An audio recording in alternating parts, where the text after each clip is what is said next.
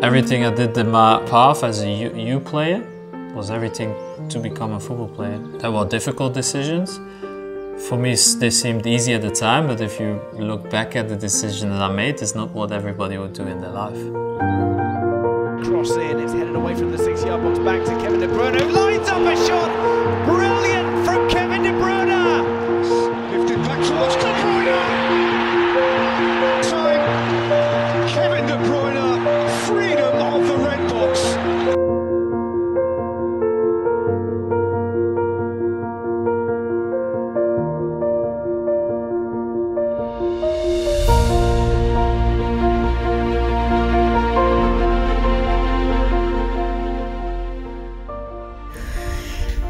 Sebuah kepribadian yang susah ditebak.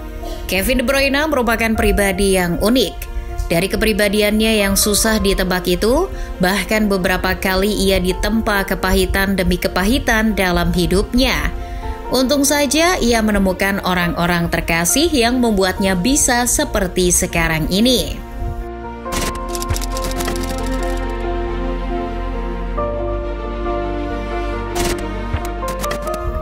De Bruyne adalah anak yang jarang ngomong. Ia sejak kecil sudah dikenal pendiam di lingkungannya. Anak kelahiran Drongen, Belgia tahun 1991 tersebut juga tergolong pemalu. Namun De Bruyne beruntung lahir dari keluarga yang sehat secara ekonomi. Ayahnya, Herwig, dan ibunya Anna adalah seorang pebisnis yang super sibuk. De Bruyne sejak kecil bahkan sering diajak berpindah-pindah negara demi keperluan bisnis orang tuanya. Kalau jadi anak seperti De Bruyne pasti senang. Soalnya apa-apa juga dituruti.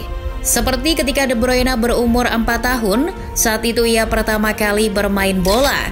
Ia dibelikan sepatu bola bagus oleh orang tuanya untuk menunjang hobinya tersebut. Namun pada suatu saat, De Bruyne berontak ketika ditemani orang tuanya bermain bola. Anak kecil berambut pirang itu malah terlihat tak senang dan risih. Ia ingin seperti teman-teman sebayanya yang bisa mandiri.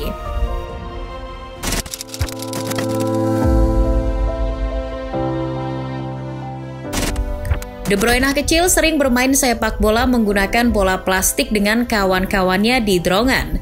Di desa kecil Belgia itulah De Bruyne menghabiskan waktu untuk bermain sepak bola. De Bruyne mulai bergabung dengan akademi sepak bola di usia 6 tahun, tepatnya di Akademi KVA Drongen. Namun hanya 2 tahun di sana, ia berani berkata kepada pelatih Drongen bahwa ia ingin pergi dan bergabung dengan Akademi Gent. Pasalnya, fasilitas dan metode latihan di Gent dianggap lebih baik daripada KVA Drongen. Ketika baru bergabung di Akademi Gent, De Bruyne merupakan murid yang susah diatur di lapangan. Ia seperti memiliki taktiknya sendiri dan sering berontak kepada pelatih. Jarang ia menjalankan instruksi pelatihnya. Nah, dari sikapnya tersebut, baru semusim De Bruyne sudah dikeluarkan dari Akademi Gent.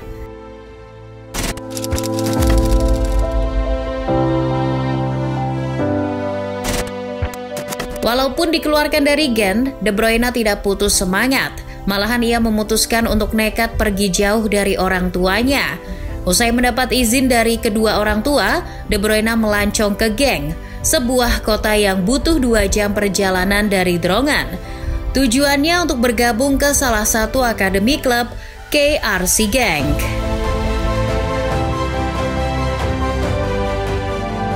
Well, I moved away from my parents when I was 14. First year I was in that big school where you sleep overnight with every people, and then luckily the second year I went to foster parents. De Bruyne memulai lembaran baru, namun dasarnya pendiam dan pemalu, ia tidak terlalu banyak bersosialisasi dengan teman-teman barunya di Genk. Ia hanya bermain bola dan waktu liburnya di hari Minggu digunakannya untuk pulang ke Drongen. Saat pulang ke rumah, orang tuanya bertanya, apakah tak bosan bermain bola? De Bruyne pun menjawab santai.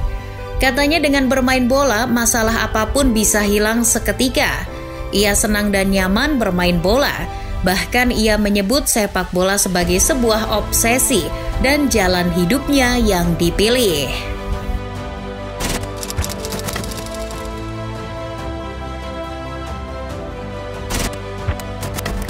Saat di Akademi Genk, De Bruyne bertemu Frank de Lind. Ia adalah pelatih Akademi Genk saat itu. Namun, daripada kesan positif, justru De Bruyne kena omel oleh sang pelatih. Ia ditegur karena tak membantu membersihkan lapangan usai latihan. Alih-alih menerima teguran itu, De Bruyne justru marah besar. Dari situ, De Lind berkesimpulan kalau De Bruyne orang yang keras kepala dan pemarah. Ia adalah tipe pemain yang tak segan memberontak apabila ada yang tidak sesuai dengan jalan pikirannya. Suatu ketika, De Lind bahkan pernah menegur De Bruyne karena menyindir seniornya, Elyanif Brada, karena dianggap tidak totalitas bermain.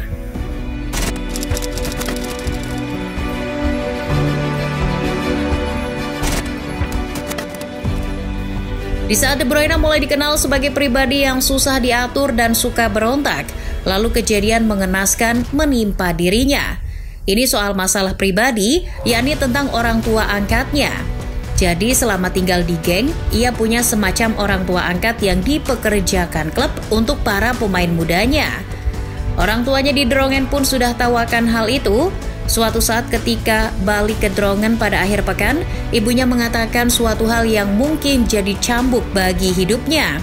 Ibunya mendapat kabar dari orang tua angkatnya di Genk bahwa De Bruyne punya masalah tentang kepribadiannya. Para pemain muda lain di Genk sulit berinteraksi dengannya karena De Bruyne sulit untuk didekati.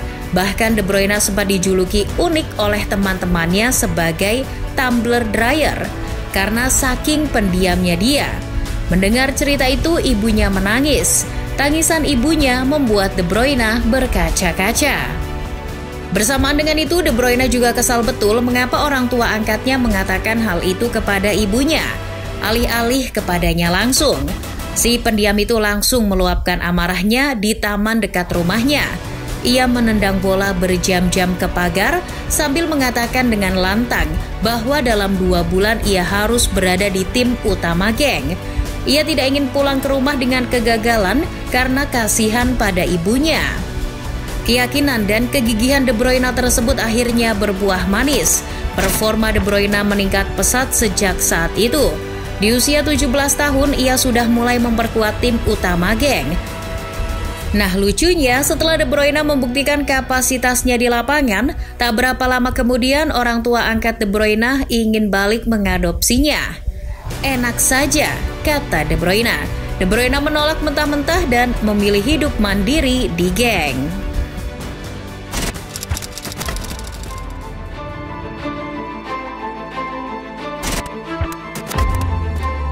Tahun demi tahun, musim demi musim, Genk terus membutuhkan sosok De Bruyne di lapangan. Pemain kelahiran Drongen itu menjadi salah satu wonderkid potensial Genk saat itu. Puncaknya, ia menjuarai Liga Pro Belgia musim 2010-2011, sehingga Chelsea kepincut membelinya. Kedatangan De Bruyne di Stamford Bridge awalnya dimaksudkan untuk menjadi pengganti Frank Lampard untuk jangka panjang.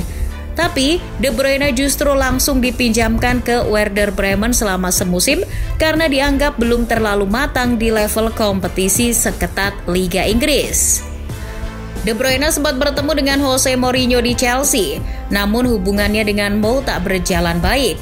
Ia hanya sedikit bicara dengan Mou selama berseragam The Blues. Yang paling diingat adalah ketika ia ditipu oleh Mourinho. Pelatih berpaspor Portugal itu menjanjikan tempat di tim utama bagi De Bruyne, namun janji itu tak sepenuhnya terpenuhi. De Bruyne memang bermain di tim utama, hanya saja menit bermainnya sedikit. The Special One jarang memainkan De Bruyne. Yang lebih memuakan, De Bruyne tidak mendapatkan penjelasan dari Mou mengapa ia jarang dimainkan. Sampai suatu ketika suasana hati De Bruyne benar-benar hancur berkeping-keping setelah mendengar langsung Mourinho terang-terangan tak menyukainya usai laga melawan Swindon di Piala Liga. Sejak saat itu hati De Bruyne teriris-iris. Ia mengalami lagi kepahitan dalam hidupnya. Ia kembali harus terbuang. Every club, when you get loaned out, come back, and I didn't want that situation anymore. So I just pushed a little bit to get sold, and that will happen. De Bruyne pun memilih menata lagi karirnya di Wolfsburg. Persetan soal tak lagi dibutuhkan oleh Chelsea. Namun di Wolfsburg, kisah yang menyesakkan dada harus diterima lagi oleh De Bruyne. Tapi kali ini bukan dari dalam lapangan, melainkan hubungan asmaranya. De Bruyne sudah menjalin hubungan dengan Caroline Linen, seorang gadis Belgia yang dipacarinya sejak tahun 2012. Sayangnya ketika sedang bucin betul dengan pacarnya, rekan senegaranya justru diam-diam menjalin hubungan dengan Caroline. Orang itu adalah Thibaut Courtois. Kiper Belgia tersebut kedapatan berkencan dengan Caroline. Merasa ditikung, De Bruyne memilih putus dengan Caroline. Kemudian ia meluapkannya di buku autobiografinya yang diterbitkan tahun 2014 berjudul Keep It Simple. Di buku itu, De Bruyne merasa dikhianati oleh dua orang sekaligus. Hubungannya dengan Courtois juga sempat panas di kamp latihan timnas Belgia gara-gara perselingkuhan itu. Namun De Bruyne tak seperti bocil yang kemudian ngajak berantem Courtois karena pacarnya diembat. Ia legowo dan menjadikan hal itu pembelajaran bagi hidupnya. Ia tak mau membuat kondisi timnas Belgia gaduh hanya gara-gara pacarnya selingkuh dengan teman setimnya sendiri.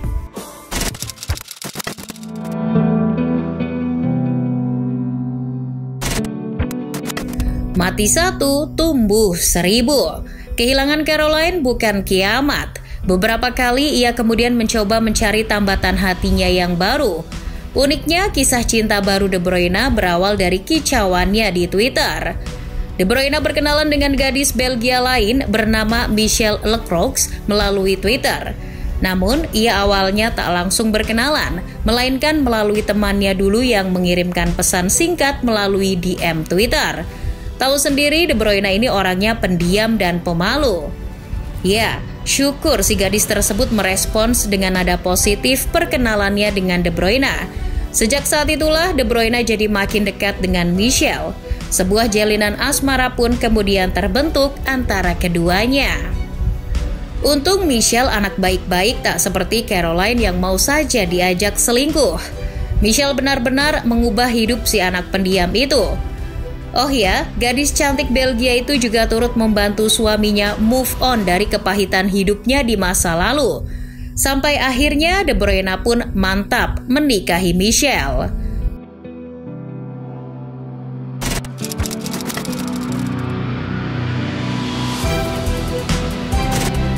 De Bruyne akhirnya bisa merasakan nyamannya membina sebuah keluarga. Sampai pada suatu ketika di bursa transfer tahun 2015, ia dihadapkan pada dua momen krusial dalam hidupnya.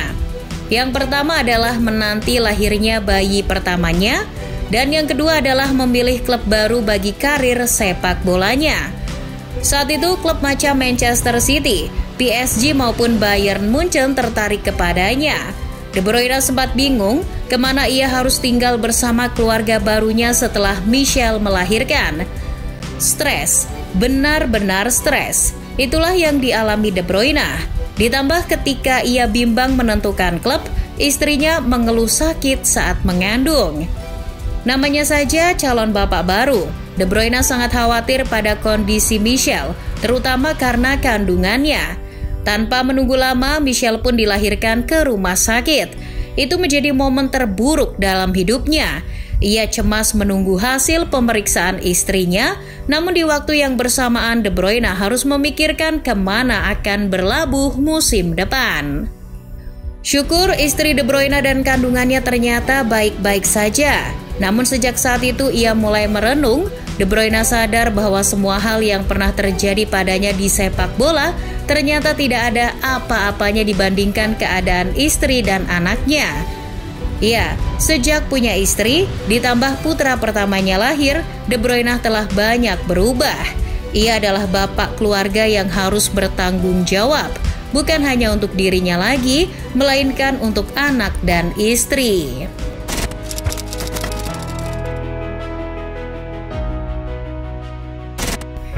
Lahirnya anak laki-laki bernama Mason Millian De Bruyne pada 2015 membawa berkah tersendiri bagi De Bruyne. Pasalnya di musim 2015-2016, ia akhirnya memiliki klub baru yakni Manchester City.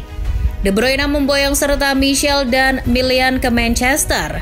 Mereka bertemu rekan senegaranya Vincent Kompany dan istrinya Carla Hicks yang juga merupakan teman Michel. Kehidupan baru De Bruyne menjadi seorang bapak pun dimulai di Inggris. Kenyamanan bergabung dengan Manchester City makin bertambah ketika ia bertemu sosok Pep Guardiola. Menurut De Bruyne, Pep dan dirinya memiliki mental yang sama di lapangan, yakni menjadi pemenang. De Bruyne ingat sekali ketika ia bertemu pertama kalinya dengan manajer botak itu di Manchester City. De Bruyne disuruh duduk dan bicara empat mata oleh Pep. Dengan penuh keyakinan, Pep melontarkan kalimat ujangan bahwa De Bruyne akan jadi pemain 5 besar terbaik dunia pada saatnya. De Bruyne merasa terkejut. Tak pernah ia mendengar kalimat tersebut dari pelatih manapun. Ia mengaku bahwa kalimat tersebut sangat memotivasinya. Sejak itulah ia ingin membuktikan bahwa kalimat Pep tersebut benar dan akan menjadi kenyataan suatu saat nanti. Persinggungannya dengan sepak bola ala Pep bagaimanapun telah mengubah De Bruyne jadi semakin melenting karir sepak bolanya. Banyak ilmu yang ia serap dari Pep Guardiola. Hal itu karena selama di Etihad, ia sering berkomunikasi hanya soal taktis dan filosofi sepak bola dengan Pep. Tak segan De Bruyne mencuri waktu kosong selain waktu latihan hanya untuk ngobrol intim soal beberapa hal tersebut dengan pelatih kelahiran San Pedro itu.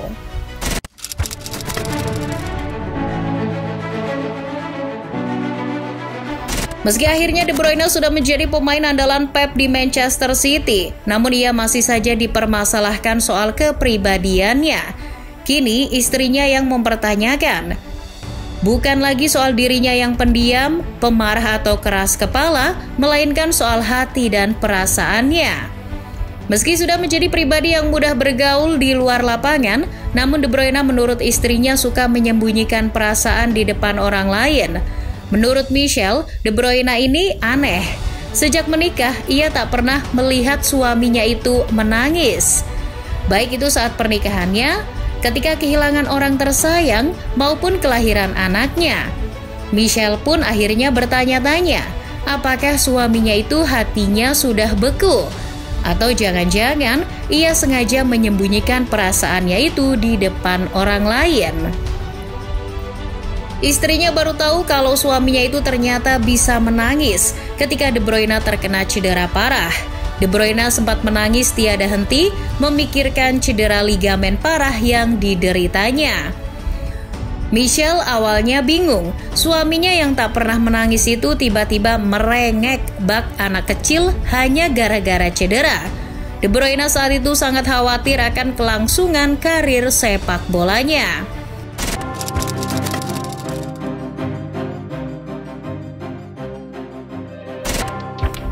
Michel kemudian bisa memetik pelajaran dari peristiwa tersebut.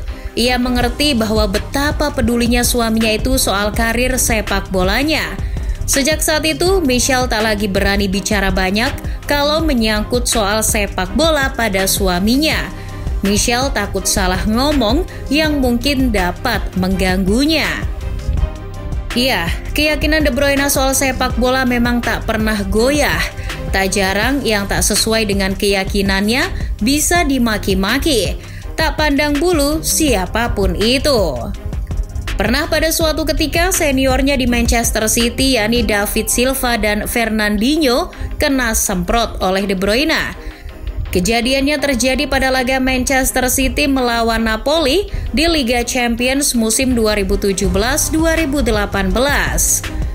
Ketika para pemain City menuju lorong stadion pas turun minum, De Bruyne tertangkap kamera berteriak-teriak memarahi David Silva yang menjadi kapten pada laga tersebut. Gelandang asal Belgia itu juga berteriak, let me talk," pada Fernandinho.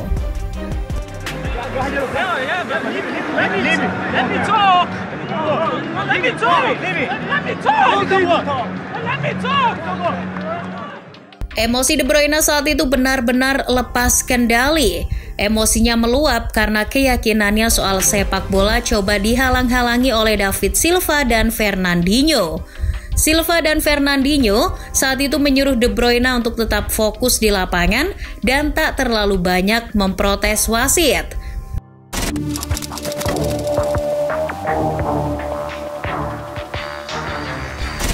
Terbukti kan, De Bruyne tak pandang bulu kalau menyemprot orang. Ia tak suka dihalang-halangi. Wong istrinya saja tak berani kok. Ia merasa apa yang ia yakini dan lakukan di lapangan adalah yang paling benar. Bahkan nih, pelatihnya Pep Guardiola pun pernah beberapa kali jadi sasaran semprotnya. Berani banget ya De Bruyne ini. Apakah ia tak tahu kalau Pep yang tak segan mendepak pemain bermasalah dan susah diatur? Pemain seperti Joao Cancelo misalnya, ia bermasalah dengan Pep dan akhirnya jadi korban. Namun apa yang menimpa Cancelo tak diterima De Bruyne. Pernah sekali waktu De Bruyne diganti oleh Pep Guardiola. Kala itu Manchester City melakoni leg pertama babak perempat final menghadapi Bayern Munchen musim 2022-2023. Di situ De Bruyne satu-satunya pemain yang diganti. Padahal De Bruyne bermain cukup baik. Tentu pemain Belgia itu marah besar. Ia bahkan tak sudi diajak bicara oleh Pep ketika keluar dari lapangan. Namun Pep justru tak marah dengannya. Ia melunak dan mencoba membujuk De Bruyne agar mau mendengarkan alasannya. Peristiwa itu masih mending dibanding peristiwa ketika laga melawan Real Madrid di semifinal Liga Champions musim lalu. Kali ini De Bruyne malah dengan vulgar memaki-maki Pep di pinggir lapangan. Awalnya Pep khawatir De Bruyne terus membawa bola dan City bisa dengan mudah kehilangan bola. Lantas, Pep langsung menegurnya di pinggir lapangan dengan lantang. Alih-alih menerima masukan dari Pep, De Bruyne malah marah dan langsung memaki-maki Pep. Melihat sikap De Bruyne tersebut, Pep coba memahaminya. Pep tak marah dan tak tersinggung. Pep mengerti De Bruyne sangat berambisi dalam sepak bola sama seperti dirinya. Sebuah kejadian yang mirip pun kembali terjadi di musim ini. De Bruyne marah ketika diganti dalam laga melawan Liverpool di Liga Inggris. De Bruyne sempat cekcok dengan Pep ketika keluar lapangan. Namun, lagi-lagi Pep membiarkannya. Pelatih pelontos itu malah mencoba menjelaskan baik-baik kepada De Bruyne saat di bangku cadangan. Bahkan nih, Pep setelah laga mengatakan bahwa ia senang ketika melihat De Bruyne marah. Aneh gak sih? Always happy. No problem. No. I like it. If he's upset, it's good. So.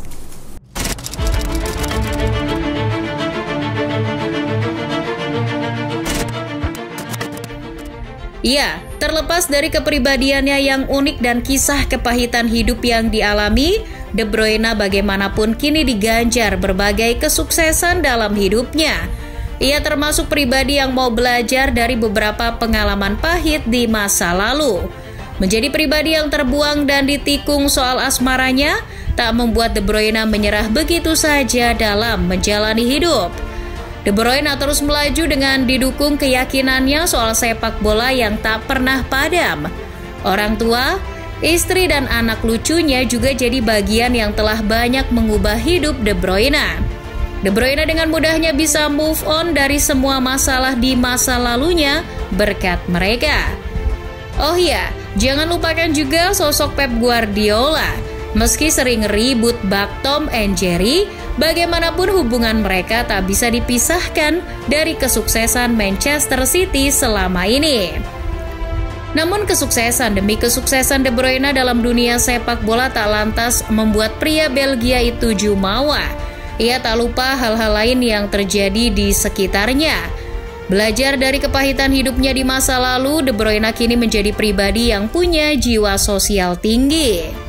De Bruyne telah mendirikan sebuah yayasan amal bernama Kevin De Bruyne Foundation. Yayasan ini diluncurkan untuk mendukung dan memberdayakan anak-anak yang kurang mampu di seluruh dunia. Tak hanya itu, De Bruyne juga terlibat dalam kampanye amal lainnya, yaitu Common Goal. Kampanye ini memfasilitasi pemain sepak bola profesional untuk menyumbangkan 1% dari gaji mereka untuk mendukung berbagai aksi sosial. Selain itu, De Bruyne juga kerap berdonasi untuk mendukung penelitian kanker dan terlibat dalam sejumlah pertandingan amal. Pemain berambut pirang tersebut juga punya brand pakaian sendiri bernama KDB, yang aktif bergerak dalam bidang sosial. Seperti ketika keuntungannya disumbangkan ke organisasi amal yang menangani anak-anak penyandang disabilitas bernama Special Olympics. Ya, pada akhirnya pengalaman hidup telah mengubah pria kelahiran Drongen itu. Di usianya yang sudah menginjak 32 tahun, ia sudah banyak mendapatkan prestasi. Tentu yang paling berkesan dan membekas baginya adalah ketika The Citizens meraih treble winner musim lalu. Dalam wawancaranya dengan The Player Tribune, ia tak lupa mengakhirinya dengan kata yang menarik, yakni nirwana. Satu kata yang mewakili perjalanan hidupnya. At that point I'm everywhere. I've got my family, I've got kids, I've got more than I ever need.